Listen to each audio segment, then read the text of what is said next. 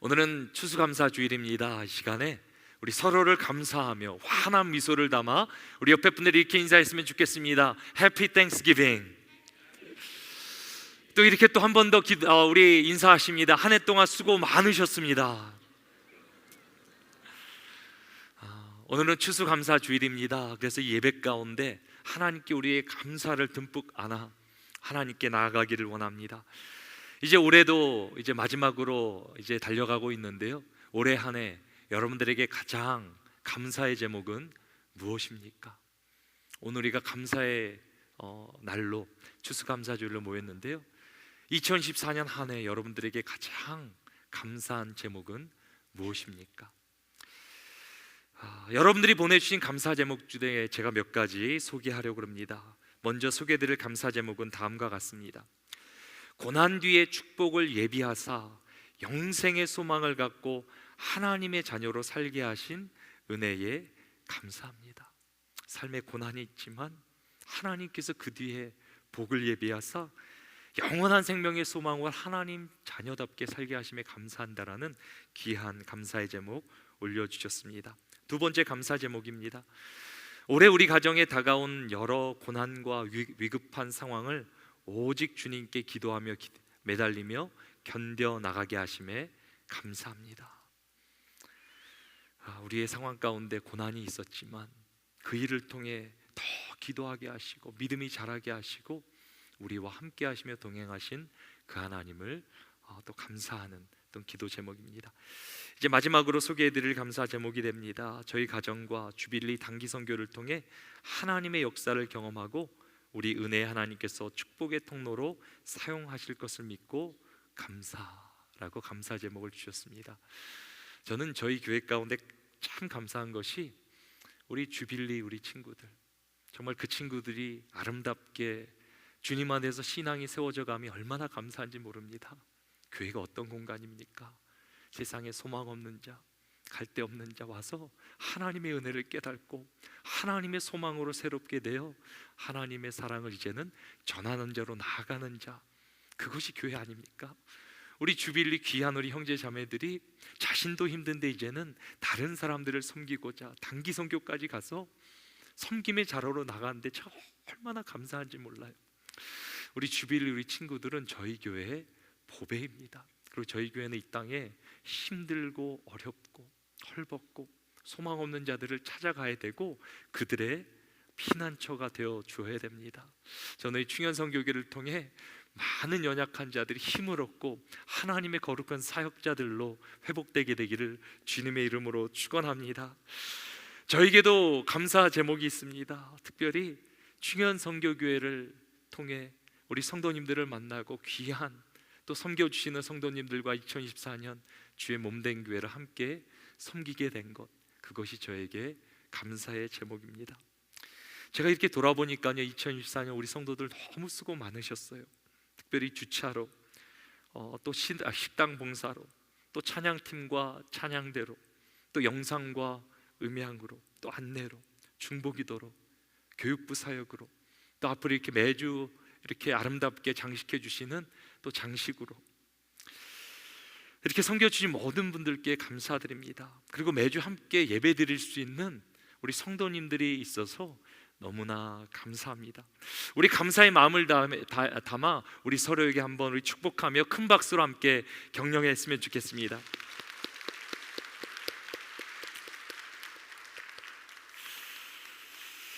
저에게는 서로가 너무 감사하고 또 저에게 가장 큰 감사 제목은 우리를 인도하시고 이 모든 것들을 가능케 하시며 우리를 이끌어 주신 그 하나님의 전적인 은혜, 그 하나님의 은혜에 감사합니다. 우리가 많이 있어도 어찌가 하나님의 은혜를 다 찬양하며 감사하며 고백할 수 있겠습니까? 어떤 한 사람이 혀에 이렇게 암이 생겨 설암이 생겨 수술을 받게 되었다 그럽니다. 그래서 이제 마취과 의사가 이제 마취를 하기 전에 이제 마취를 하고 수술하면 이제 말을 못하게 되는데 그 사람에게 마지막 남길 말이 무엇이냐 물어봤다 그럽니다. 글로 쓸 수 있는, 앞으로 쓸 수는 있겠지만 말을 할 수 있는 것은 마지막 기회가 되는 것입니다.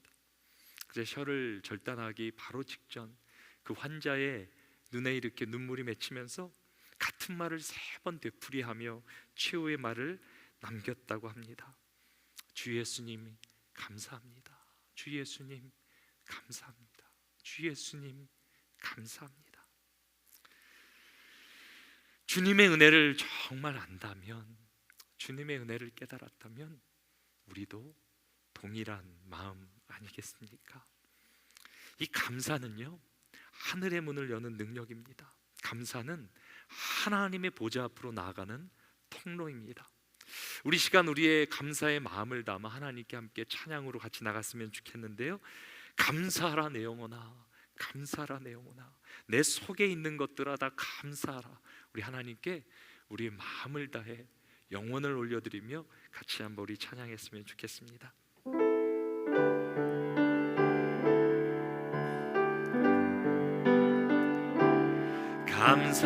감사하라 내 영혼아, 감사하라 내 영혼아, 내 속에 있는 것들아 다 감사하라. 감사하라 내 영혼아, 감사하라 내 영혼아, 감사하라 내 영혼아, 내 속에 있는 것들아 다 감사하라.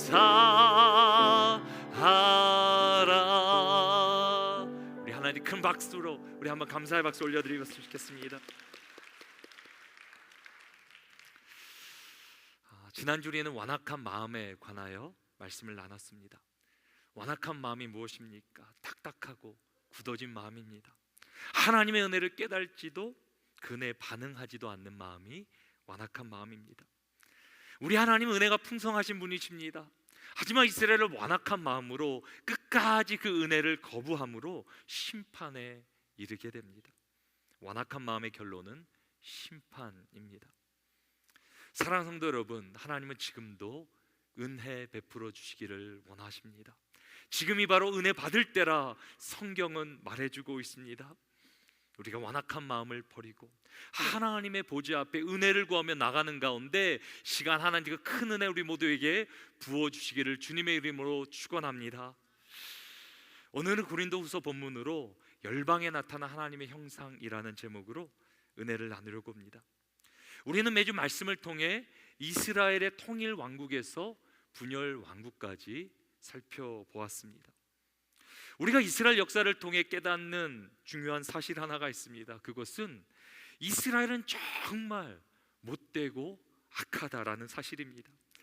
하나님이 그토록 이스라엘을 사랑하시고 은혜를 베풀어 주셨건만 이스라엘은 끊임없이 하나님의 은혜를 망각하고 하나님을 떠나 타락합니다. 결국 마음이 완악해져서 은혜를 거부함으로 하나님은 이스라엘을 심판하셔야만 합니다. 그렇다고 하나님이 이스라엘을 포기하신 것입니까? 절대 아닙니다. 하나님은 끝까지 이스라엘을 사랑하십니다. 이스라엘뿐 아니라 이스라엘의 원수 아수르까지도 사랑하심으로 구원하심으로 모든 민족을 향하신 하나님의 사랑을 알게 하십니다. 결국 하나님의 사랑은 그 아들을 죽이심으로 온 인류 가운데 드러나게 됩니다. 제가 2024년 말씀을 준비하며 전하면서 계속 제 안에 들었던 질문은 이것입니다. 하나님은 왜 그토록 인간이라는 존재를 사랑하십니까?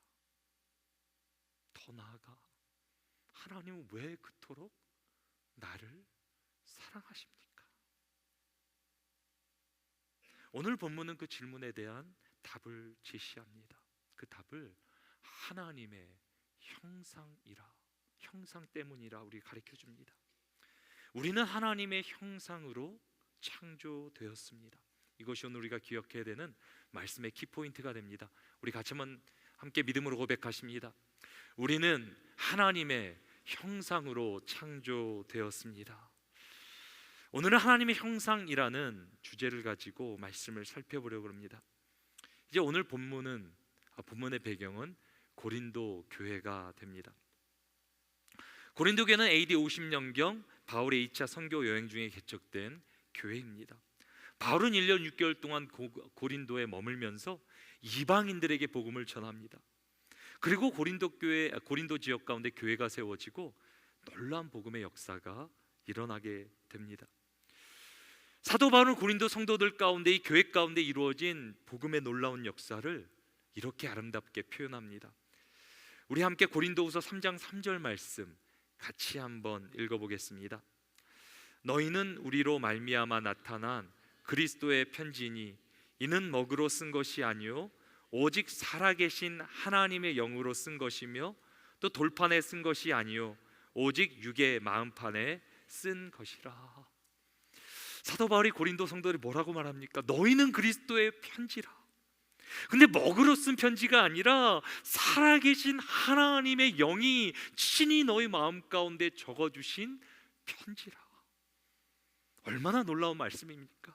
이것은 새 언약의 성취를 의미합니다. 하나님은 시내산에서 모세를 통해 율법을 돌판에 새겨 주셨습니다.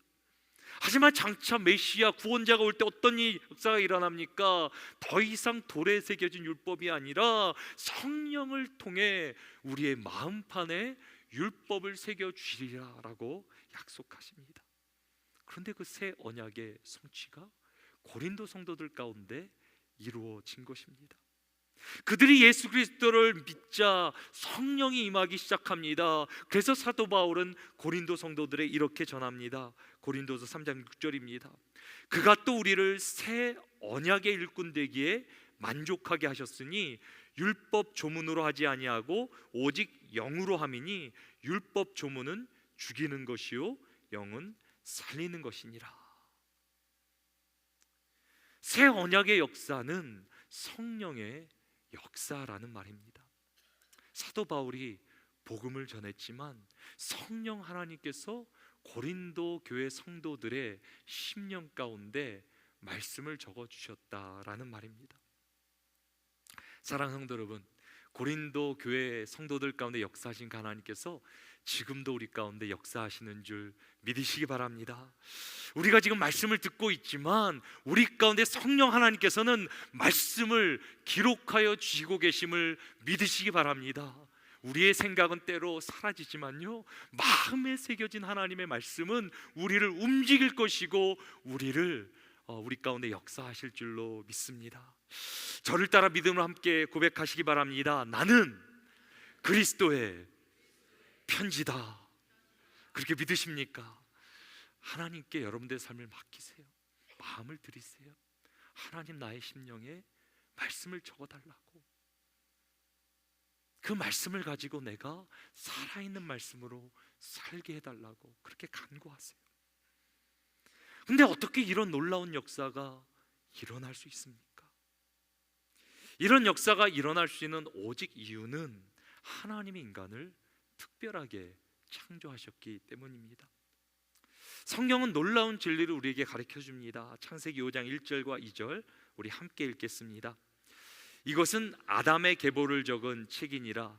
하나님이 사람을 창조하실 때에 하나님의 모양대로 지으시고 남자와 여자를 창조하셨고 그들이 창조되던 날에 하나님이 그들에게 복을 주시고 그들의 이름을 사람이라 일컬으셨더라.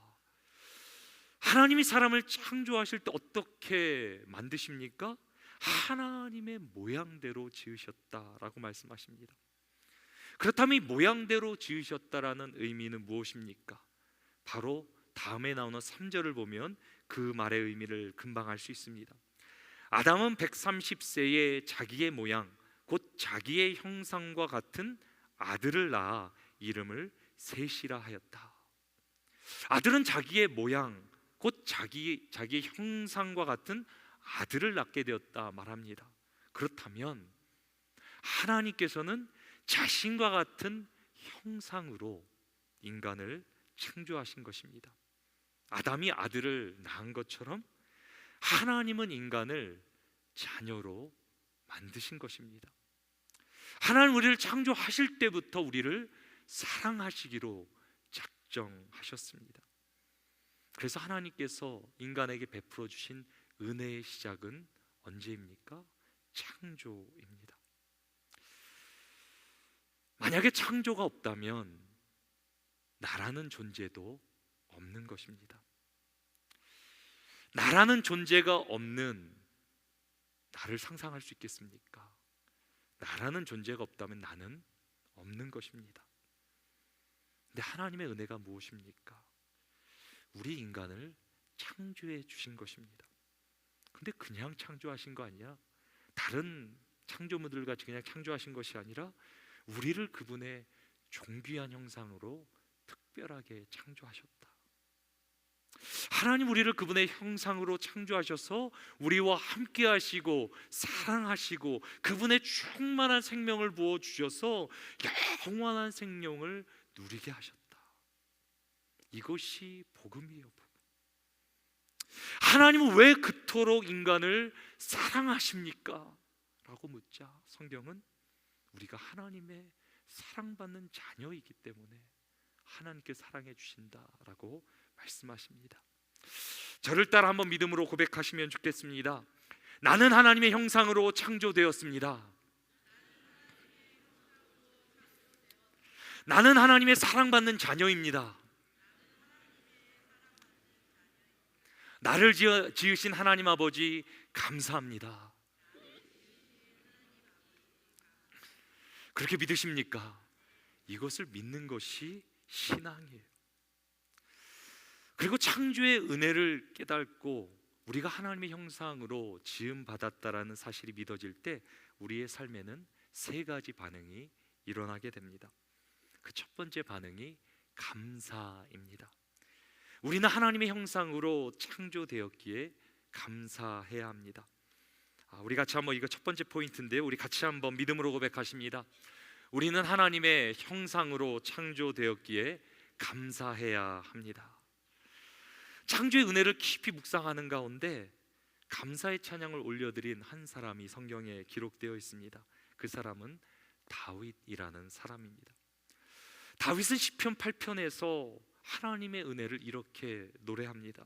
우리 같이 한번 8편 1절 같이 읽어보십니다. 여호와 우리 주여, 주의 이름이 온 땅에 어찌 아름다운지요, 주의 영광이 하늘을 덮었나이다. 다윗은 하나님의 놀라운 그 이름을, 영광을 찬양합니다. 그리고 그분이 손가락으로 지으신 하늘의 해와 달과 별들을 바라보며 이렇게 고백합니다. 사람이 무엇이간데 주께서 이토록 생각하시며 인자가 무엇이간데 하나님께서 돌보십니까? 돌보십니까? 다윗이 하늘을 바라보자, 우주를 바라보자 자신은 세상의 하늘의 티끌보다도 작은 존재임을 깨닫게 돼요. 우주의 먼지 같은 작은 존재인데 하나님께서 왜 사람을 그토록 사랑하시고 돌보시고 아껴주십니까? 다윗은 하나님의 은혜를 깨닫고 묵상해 보지만 그 은혜를 다 헤아릴 수가 없는 거예요. 그래서 다윗은 그 은혜에 감사하며 반응하며 하나님께 찬양을 올려드리는 거예요. 그 창조의 은혜, 하나님께서 나를 어떻게 창조하셨나, 나를 어떻게 지으셨나, 존귀하신 하나님의 그 영광, 그분의 형상으로 지었다라고 믿는 사람은 그래서 감사할 수 있어요. 세상은 우리의 존재를 우연의 산물이라고 가리킵니다. 물질 그 이상도 이하도 아니라고 가리킵니다. 눈에 보이는 물질로만 모든 것을 판단하기 때문에 인간의 존재 가치를 하나님의 형상이라는 절대적 가치가 아니라 소유와 능력으로 인간을 판단합니다. 그리고 이런 타락한 세상 가운데 우리의 자녀들은 힘든 고통스러운 삶을 살아갑니다. 최근 한국에서 청소년들을 대상으로 이게 셀프 이미지를 설문조사한 그런 결과가 있습니다. 나는 나 자신에 대해서 얼마나 긍정적으로 생각하는가 그랬더니 57%만 긍정적으로 생각한다라는 답이 나왔습니다. 거의 절반은 자기의 삶을 긍정적으로 생각하지 않는 거예요. 우리 청소년 중에 둘 중에 한 명은 비관적으로 비판적으로 자기 자신을 생각하는 거예요. 그리고 다른 사람과 비교했을 때도 57%만이 자신을 긍정적으로 생각했다 그럽니다. 그리고 나는 자랑할 만한 것이 별로 없다, 남은 별볼 일 없다라고 생각한 청소년들이 3분의 1, 34%나 된다 그럽니다. 그런데 이 추세는 작년에 비해 점점 올라가고 있다라고 말합니다. 제가 미국은 그래도 조금 낫지 않을까라는 바람에 자료를 찾아보았습니다. 한국만큼은 아닐지라도 상황이 심각한 것은 마찬가지입니다. 20%의 우리 청소년들이 5명 중에 1명이 심한 우울증을 앓은 적이 있다 그럽니다. 청소년기 꿈과 비전으로 가득 차 생명력이 왕성해야 될 그때 5명 중에 1명은 심한 우울증을 겪는 거예요. 그리고 8.6%가 우울증 진단을 실제적으로 의학적으로 받았다 그럽니다. 그 3명 중 1명은 지속적으로 절망과 슬픔을 느끼고 있으며 14%는 불안 증세를 보인다 그럽니다. 고등학교를 졸업하기까지 우울 증세는 18%나 증가한다 그럽니다. 지금 우리 자녀들이 어떤 세상을 살고 있습니까? 근데 문제는 한국과 미국 전 세계에서 이런 추세가 증가하고 있다 그럽니다. 그리고 전문가들은 이 이유를 소셜 미디어의 영향이라 그럽니다. SNS 통해 다른 사람들과 비교하고 비교를 당하는 것입니다. SNS 우리가 잘 알지만 어떤 사진만 올립니까? 기쁜 사진, 행복한 사진, 좋은 것만 올립니다. 그러니 나만 불행한 것처럼 느껴지는 것입니다.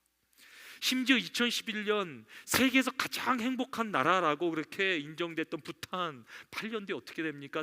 2019년에 95위로 행복지수가 급락하게 됩니다. 그리고 그 이유가 무엇입니까? 인터넷이라 그래요. 인터넷이 발달하면서 자신들의 빈곤을 알게 된 국민들이 다른 나라와 비교하기 시작하며 행복지수가 급격하게 떨어지게 되었다고 합니다. 사랑하는 성도 여러분, 여러분들은 절대 다른 사람과 다른 사람을 비교하지도 마세요. 사람의 존재는요, 행위나 소유로 평가될 수 있는 것이 아니에요. 하나님 우리를 그렇게 짓지 않으셨어요. 우리는 하나님의 존귀한 형상으로 창조된 줄 믿으시기 바랍니다. 우리는 존귀한 자녀임을 믿고 말씀대로 믿고 우리는 감사해야 합니다. 그리고 이 진리를 세상에 말해주는 것이 아니라 하나님께서 가르쳐주신 이 진리를 우리는 우리 다음 세대 자녀들에게 전해줘야 됩니다. 너는 소중한 존재야. 하나님이 너를 사랑하셔. 하나님의 형상이 네 안에 있어. 너는 세상이 뭐라 해도 가장 소중한 존귀한 자야. 우리는 하나님의 복음을 우리 자녀들에게 전해야 됩니다.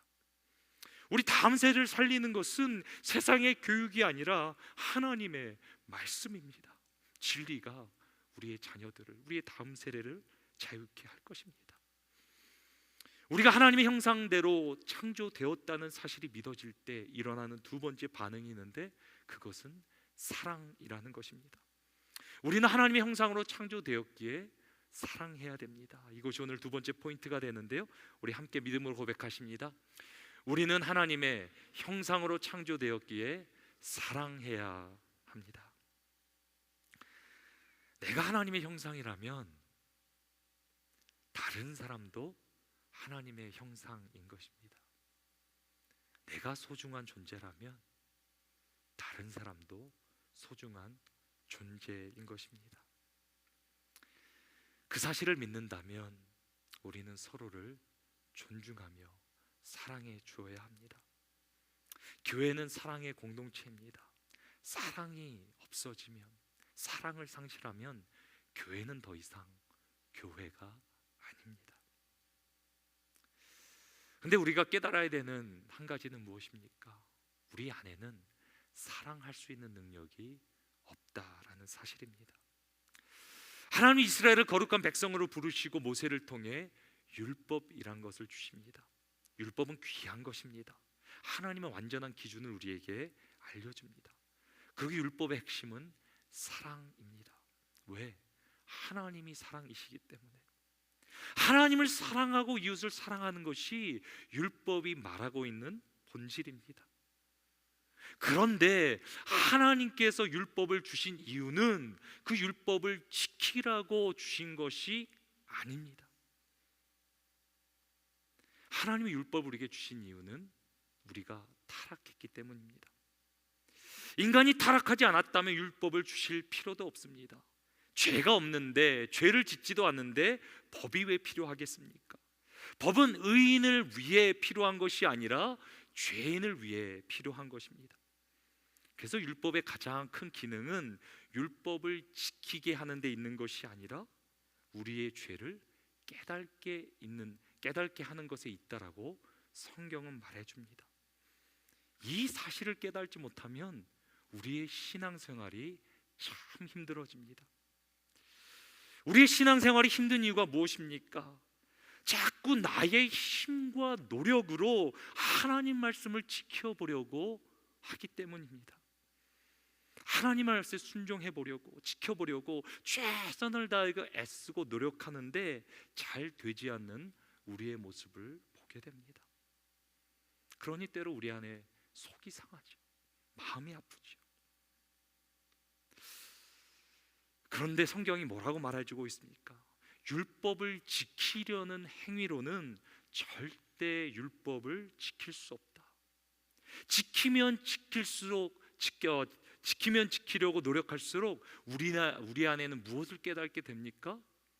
우리 안에는 죄성을 깨닫게 된다라고 말합니다. 그래서 율법의 목적은 무엇입니까? 우리 안에 죄를 깨닫게 함으로 구원자 되시는 예수 그리스도의 필요성을 깨닫게 하는 것, 그것이 율법의 목적이 됩니다. 그래서 이 사실을 설명하기 위해 사도 바울은 모세와 율법에 관해 고린도 교회 성도들에게 이렇게 전합니다. 고린도서 3장 7절입니다. 돌에 써서 새긴 죽게 하는 율법 조문의 직분도 영광이 있어 이스라엘 자손들은 모세의 얼굴에 없어질 영광 때문에도 그 얼굴을 주목하지 못하였다. 모세가 받은 율법은 죄를 깨닫게 하는데 목적이 있습니다.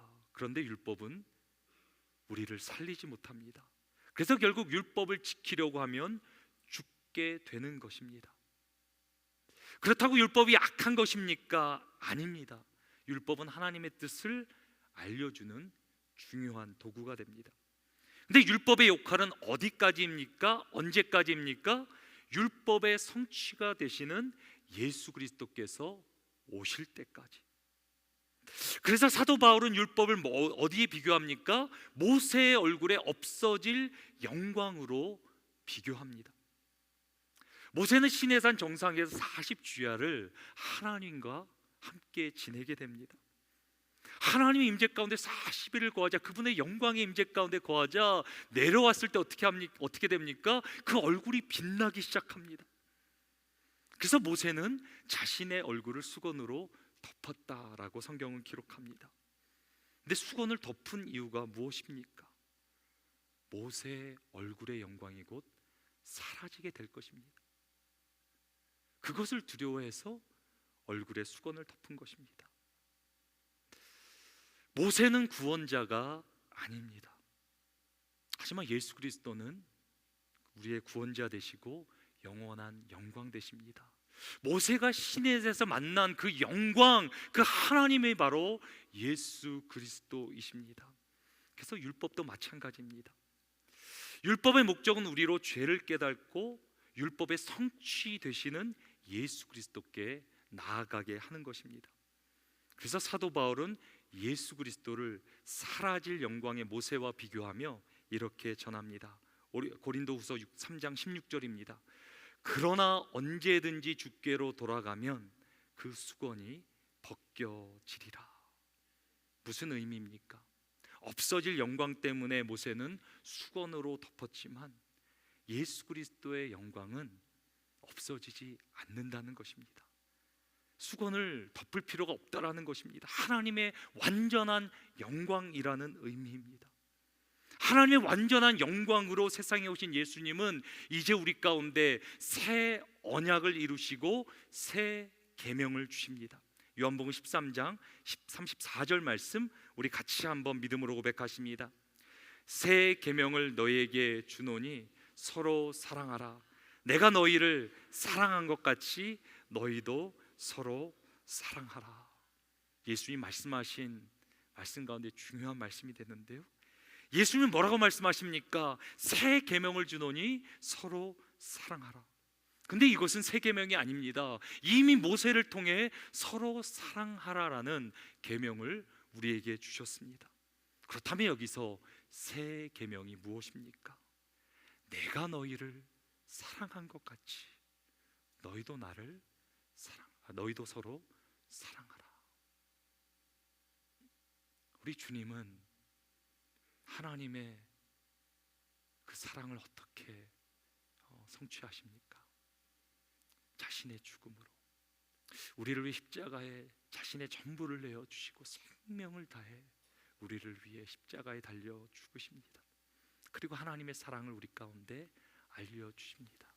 너희가 그 사랑을 안다면, 깨달았다면 그 사랑으로 서로 사랑하라. 이것이 우리에게 주신 새 계명인 것입니다. 그래서 예수 그리스도를 믿으면, 그 안에 거하면 새로운 피조물이 된다. 하나님의 형상으로 지음 받았지만 우리의 죄로 인해 타락한 우리들, 그러나 예수 그리스도를 믿으면 다시 우리 안에 그 하나님의 형상이 완성되어진다. 그래서 우리는 하나님이 창조하신 대로 사랑할 수 있는 존재, 하나님의 뜻을 이룰 수 있는 존재로 살아갈 수 있다라고 성경은 말해주고 있습니다. 그렇다면 예수 그리스도를 믿는다는 의미는 무엇입니까? 더 이상 우리가 옛 모습, 옛 사람으로 살아가는 것이 아니라 그리스도와 십자가에 못 박혀 이제는 그리스도로, 그분의 생명으로 우리가 산다라는 것입니다. 더 이상 우리가 살려고 율법을 지키려고 노력하는 것이 아니라 예수님께 내 삶을 맡기는 것입니다. 하나님, 주님 나를 인도해 달라고, 주님 나의 삶을 주장해 달라고, 그분께 우리의 삶을 맡길 때 그분께서 우리를 인도하신다라고 말씀하십니다. 이것이 우리가 이 땅 가운데 율법을 성취할 수 있는, 하나님의 뜻을 이룰 수 있는 오직 방법입니다. 우리 주님을 의지하며 저를 따라 한번 믿음으로 함께 고백했으면 좋겠습니다. 우리 함께 고백하십니다. 나의 옛사람은 주님과 함께 죽었습니다. 이제 내 삶은 주님 것입니다. 주님, 내 삶을 다스려 주옵소서. 그렇게 믿으십니까? 우리가 주님께 내 삶을 맡기면 더 이상 내가 사는 것이 아니라 그리스도께서 나를 살게 하신다, 다스려 주신다. 우리가 할 수 없는 것, 사랑할 수 없는 것, 하나님께서 우리를 통해 이루신다 말씀하십니다. 그리고 하나님의 형상으로 창조되었다는 사실을 믿을 때 일어나는 마지막 세 번째 반응은 바로 변화라는 것입니다. 이제 우리는 예수 그리스도를 따라 변화되어야 됩니다. 이것이 오늘 말씀의 마지막 세 번째 포인트가 되는데요, 우리 함께 믿음으로 고백하십니다. 우리는 예수 그리스도의 형상으로 변화되어야 됩니다. 사도 바울은 이제 예수 그리스도 안에 있는 소망을 이렇게 우리에게 전합니다. 고린도후서 3장 12절과 13절입니다. 우리가 이 같은 소망이 있으므로 담대히 말하노니 우리는 모세가 이스라엘 자손들에게 장차 없어질 것의 결국을 주목하지 못하게 하려고 수건을 그 얼굴에 쓴 것 같지 아니하다. 우리는 옛 율법이 아니라 새 계명, 예수 그리스도 안에 있다라는 것을 설명해 주고 있습니다. 그리고 결국 예수 그리스도 안에 있으면 하나님의 영광에 이르게 될 것이라 라고 우리에게 말씀하십니다. 고린도서 3장 18절 우리 같이 한번 읽어보십니다. 우리가 다 수건을 벗은 얼굴로 거울을 보는 것 같이 주의 영광을 보매 그와 같은 형상으로 변화하여 영광에서 영광에 이르니 곧 주의 영으로 말미암음이니라. 아멘. 이제 우리가 주님을 바라보며 주님을 모시고 살아가는 가운데 주님의 영광, 그분의 영광으로 우리도 변화되게 될 것이다. 주님께서 우리 가운데 그렇게 말씀하십니다. 우리 옆에 분들에게 이렇게 한번 인사했으면 좋겠습니다. 당신의 얼굴에 빛이 납니다.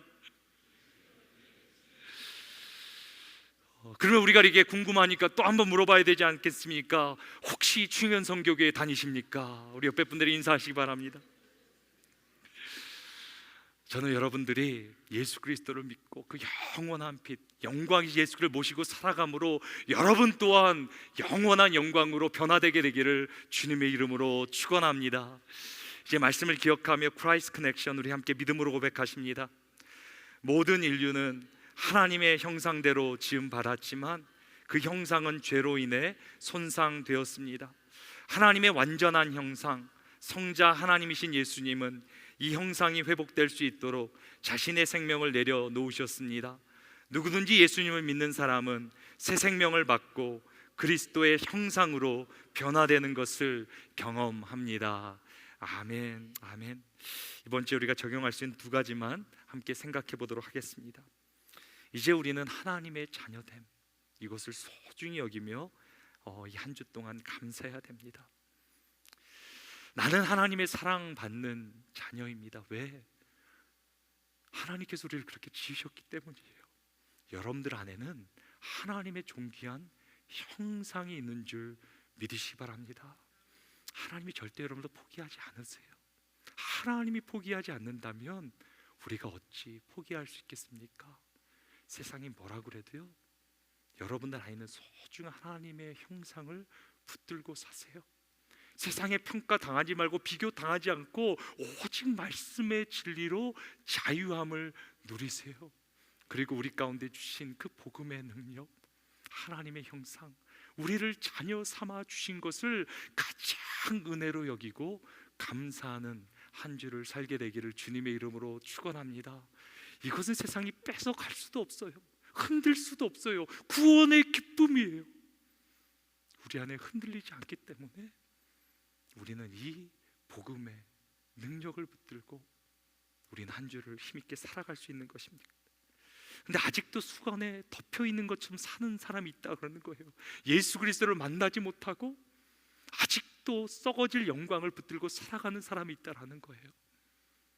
그래서 우리는 하나님께 감사하며 그 은혜를 전하는 삶을 살아야 됩니다.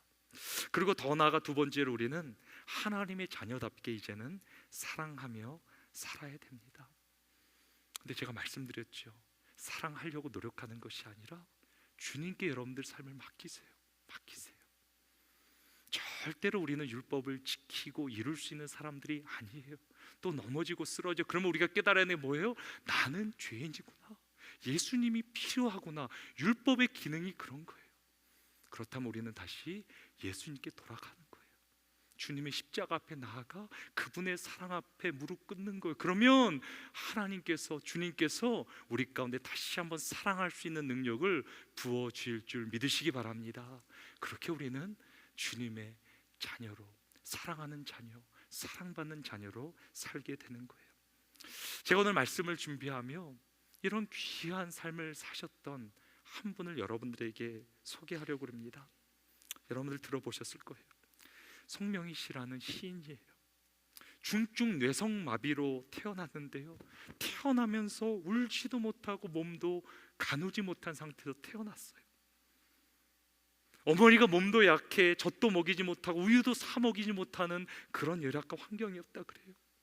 그래서 태어난 세상과 부모를 원망하기 시작했다 그래요. 근데 죽고 싶어도 몸을 가누지 못해 죽을 수가 없었다고. 몸뿐만 아니라 마음과 정신도 다 망가져 버렸다고. 근데 송명희 자매가 16살 되던 날 하나님을 만나고 놀라운 역사가 이루어지기 시작합니다. 하나님이 나를 찾아와 주셨다. 그리고 성경을 읽는 가운데 지옥 같던 환경이 천국으로 변하고 한숨이 변하여 기쁨의 찬송이 흘러나왔다 고백합니다.